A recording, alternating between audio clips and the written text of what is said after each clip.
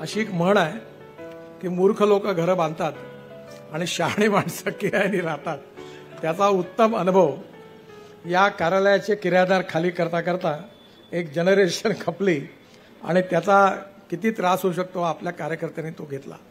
मधल्या काळामध्ये देवेंद्रजी मुख्यमंत्री झाल्यानंतर आणि बावनकुळे आपल्या इथे अध्यक्ष झाल्यानंतर मी त्यांना म्हटलं की आतापर्यंत मी जबाबदारी घेतली, आता तुम्ही तुमच्या हातात हे घ्या.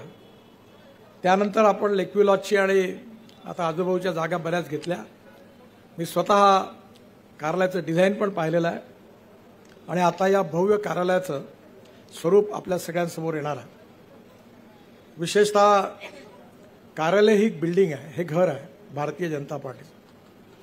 आणि घराच्या बाबतीमध्ये 4-5 दिवसापूर्वी मुंबईमध्ये प्रसिद्ध गायक आणि संगीत दिग्दर्शक श्रीधर फडके यांनी वयाची 75 वर्ष पूर्ण केली म्हणून त्यांच्या सत्काराच्या कार्यक्रमामध्ये मी गेलो होतो. त्यावेळी श्रीमती लेमय यांनी एक घरावर सुंदर कविता केलेली आहे आणि जेव्हा जेव्हा आपण घर बांधू तेव्हा तर ही कविता पहिले फ्रेम लावून घरात लावली पाहिजे. कारण घरामध्ये टाईल्स कोणत्या लागल्या आहेत, एअर कंडिशनिंग कसं आहे, फर्निचर कसं आहे हे महत्त्वाचं आहे. पण त्याहीपेक्षा महत्त्वाचं आहे की घरातली माणसं कशी आहेत. त्याचं वर्णन सुंदर कवितेमध्ये आहे, यूट्यूबवर किंवा गुगलवर मिळेल. त्यांनी लिहिलं आहे, घर असावे घरासारखे नकोच नुसत्या भिंती, तिथे असावा प्रेम जिव्हाळा नकोच नुसती नाती, त्या शब्दांना अर्थ असावा नकोच नुसती वाणी, अश्रूतूनही प्रीत झिरपावे नकोच नुसते पाणी. फार सुंदर कविता आहे. ती कविता आपण सगळेजण बघा आणि आपल्याही घरी लावा. कारण आपल्या घरातल्या सगळ्यांना हे कळलं पाहिजे की आपण हे घर जे आहे याच्या मागचा भाव काय आहे, कार्यालयाच्या मागचा भाव काय आहे. एक गोष्ट मी नेहमी लक्षात ठेवतो. एक गरीब परिवार होता, 3 मुलं होती, खाण्याची सोय नव्हती. पण त्या परिस्थितीमध्ये सगळे संघर्ष करत होते. दुःखाचे अनेक प्रसंग होते, पण घर मात्र आनंदी होतं. नंतर मुलं बाळं कामाला लागले, घर मोठा बंगला झाला, घरात 3 मर्सिडीज गाड्या आल्या.